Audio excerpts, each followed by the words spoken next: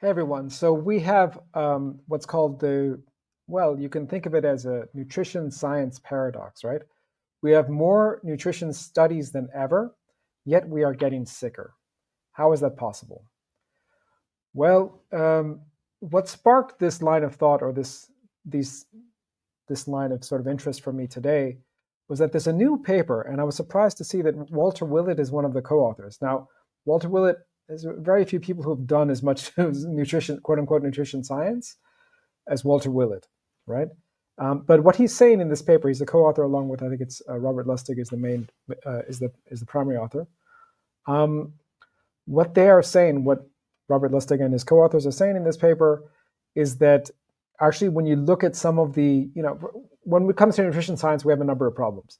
Number one, most of it is done at the level of epidemiology, relying on food frequency questionnaires. I've talked about this in other videos.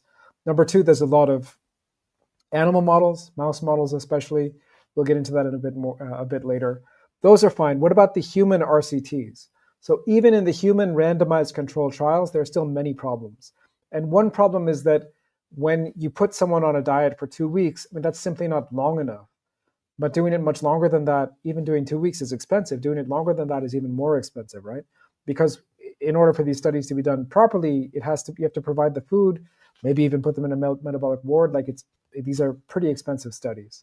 So if you're doing 2 weeks on diet X and 2 weeks on diet Y, well, the adaptation phase for diet X is probably 2 weeks. So as soon as they got adapted, they're moving to diet Y.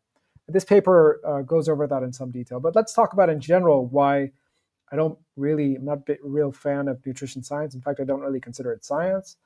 The first problem we see is that they are studying, they often study isolated nutrients, right? So they're not studying real foods. For example, there was a recent study, not that recent anymore, ATBC, alpha tocopherol beta carotene study, the hypothesis of which was these beta carotene supplements, together with vitamin E, would decrease cancer in a given population, right? But it didn't find anything like that. In fact, if memory serves, the group that was getting the supplements, their cancer incidence was slightly increased. I don't think it was statistically significant, but it was still there, right? So what's the difference? Well, you're studying these isolated nutrients. You're not studying the foods in which you can find those things, like, say, salmon or carrots or whatever it is. You're not studying those, which may or may not find an effect, but you're trying to isolate a specific compound in the foods and test that. So when you study those isolated nutrients, you can't really say much about foods overall. The second failure we find in modern nutrition science is this industry-funded bias, right? So there are studies, and you can find them, and I've looked them up. You can find studies that say, sugar is fine in moderation, and if you have isocaloric, which is another problematic term, but if you give people a similar amount of sugar and a similar amount of starch or whatever, it's fine. It's not a big deal. Now, who paid for the studies? Coca-Cola, etc. Usually, some big sugar-related company, right? And there's even cases of pure corruption. So there's a 1967 Harvard study that blamed fat.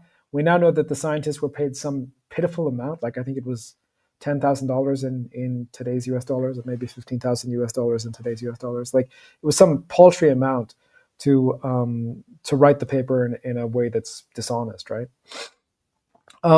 Number three is that we are ignoring the evolutionary context, right? So you're feeding mice. You do studies on mice. And let me be clear, animal studies have their place. I'm not against animal studies per se. But just because something is shown to be the case in mice doesn't mean that you can immediately extrapolate to humans, right?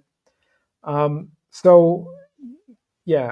a lot to say about that. But if there is animal model data that indicates something, that's interesting. But you need to replicate that in a human system in order for it to have any meaning. And some things like mice are separated from humans by several, I think about 100 million or 60 million years of evolution. Even the studies that were done on monkeys, that's only, depending on which monkeys you're looking at, 4 to 7 million years of evolutionary distance between us and those monkeys. Hard to extract conclusions from those kind of data sets, right? So that's why we tend to look at first principles, right? So despite all this stuff, there's a line that's been coming to mind from Michael Pollan's Omnivore's Dilemma. And the line is something to the effect of, nutrition science is interesting, but it's kind of like surgery was in the 19th century. Like I keep my eye on it and I see what they're doing, but God, I would never want to go into the knife, right? So that's sort of why we go back to real food, why we go back to say that humans thrived on a hyper carnivorous seasonal diet, and your body still expects that because our genetics haven't changed in a long time, right? So if your great grandmother wouldn't recognize something as food, probably don't eat it, is point number one. Principle number two, we're not just about food, right? There's also things like sunlight, and sunlight is super crucial, right? So eating with those circadian rhythms, not eating after the sun sets, that's super, super important, right? And when we look at studies, we do see that night shift workers tend to have higher rates of heart disease and cancer and all the rest of it than people who work day shifts, right? So the next thing I'd say is, when we talk about stress, even you can have the healthiest food in the world, but if you're eating that food under stressed conditions, it's going to be slightly toxic for you, right? This is, again, largely about circadian rhythm because you shouldn't be eating at the wrong time, and that's stressful. But figuring out how to eat in a calm way, how to lower your stress as you're eating, that's super important, right?